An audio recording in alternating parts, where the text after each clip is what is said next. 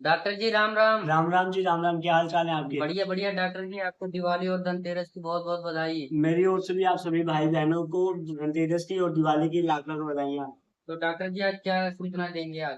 आज मैं आपको बताता हूँ धनतेरस के बारे में कुछ सावधानियां और धनतेरस के बारे में कुछ महत्वपूर्ण बातें। बताइए। धनतेरस एक धन का त्योहार है। जैसे कि हमें पता है लक्ष्मी माता धन की देवी और कुबेर जी धन के देवता है।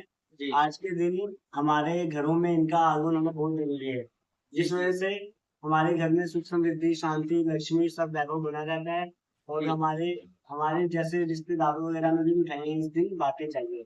और धनतेरस के दिन कुछ जरूरी चीजें जैसे सोना चांदी खरीदना चाहिए या साबुन खरीदना चाहिए। यदि किसी के पास कोई बंदा है जिसके पास की सोना चांदी ना खरीद सके, तो जी। उनको भी चाहिए कि वो अपने घर में कुछ ना कुछ जैसे झाड़ू नमक धनिया हल्दी की बर्तन वगैरह दातुन भी खरीद सकते हैं। बर्तन वगैरह अपने अपने हैसियत के मुताबिक मुताबिक खरीद सकते हैं। जरूरी नहीं है कि कोई सोना ही ले। ठीक है। और इस दिन लोगों को लक्ष्मी माता की कुबेर जी की पूजा करनी चाहिए। शाम के टाइम जोत दीप जलाने चाहिए। आस पड़ोस में मिठाइयाँ बांटनी चाहिए।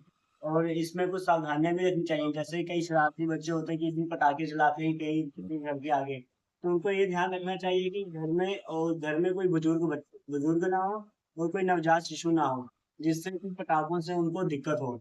क्योंकि ऐसा करने से उन्हें बहुत से नुकसान हो सकते हैं। ऐसे आवाज से वो डर जाते हैं कई बारी। इस चीज का हमें सावधानी रखना है। और दिवाली वाले दिन भी हमें इस चीज का खास ध्यान रखना है कि जैसे किसी के घर के आगे या बच्चों के आगे पटाखे जला के नहीं फेंकने हैं। जी इससे नुकसान हो सकता है। इससे बहुत ज्यादा नुकसान हो सकता है और हमें इसी चीज से बचना है दिवाली वाले दिन। क्योंकि दिवाली एक खुशियों का त्योहार है। खुशियों के त्योहार में हमें खुशियां फैलानी चाहिए, ना कि किसी को नुकसान पहुंचाना चाहिए। जी खुशियां फैलाने से आपको भी खुशी मिलेगी, हमें भी खुशी मिलेगी। जैसे कि मैंने आपको पिछली वीडियो में बताया था कि बाहर की मिठाइयाँ ना खरीद के आप घर में मिठाइयाँ बना सकते हैं। गजरेला हो गया, हलवा हो गया, सेवियाँ हो गया, वो कुछ भी बना सकते हैं। मीठे में खीर बना लीजिए। क्योंकि अगर बाहर की मिठाइयाँ खाते हो वो केमिकल होते हैं, उनमें रंग होते हैं जो कि हमारे को इन्फेक्शन हमारे बॉडी ऑर्गन्स को नुकसान पहुंचाते हैं। और इससे इन्फेक्शन हो जाता है। इससे बहुत ही दिक्कत होती है। तो और हमें पटाखों से भी बचाव रखना है। जैसे कि पटाखा किसी के ऊपर नहीं फेंकना है।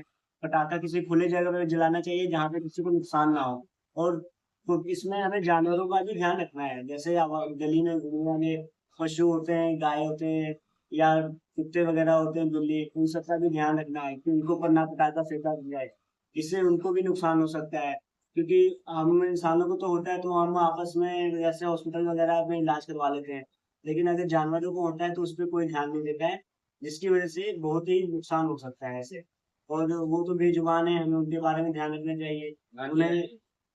उन्हें आप कहीं बिस्कुट डाल दीजिए या दूध डाल दीजिए, गाय जी को रोटी खिला दीजिए। हाँ जी। उससे आपको अंदर से खुशी मिलेगा, आपके माता पिता भी खुश होंगे आपसे और आप लोगों को भी खुशी होगी। और ऐसे ना किसी के बहकावे में आगे ये नहीं करना चाहिए कि हमें बारूद लेने चाहिए। एक तो इस टाइम को आपको पता है ट्रेंडिंग में चल रहा है बारूद पटास वाला। ये तो जी जी। बिल्कुल नहीं जलाना चाहिए। क्योंकि इससे इतना ज्यादा पोल्यूशन होता है ना, बहुत ज्यादा पोल्यूशन होता है। इससे इतनी पोल्यूशन होता है कि हमें सांस लेने में दिक्कत होती है, आंखों में जलन पैदा हो जाती है। इस वजह से हमें इससे बचाव रखना है। आप जी नॉर्मल पटाखे जला सकते हो, मैं ये नहीं कहता कि पटाखे मत जलाइए क्योंकि त्योहार ही दिवाली है। जी बिना पटाखों के ये सुनसान है।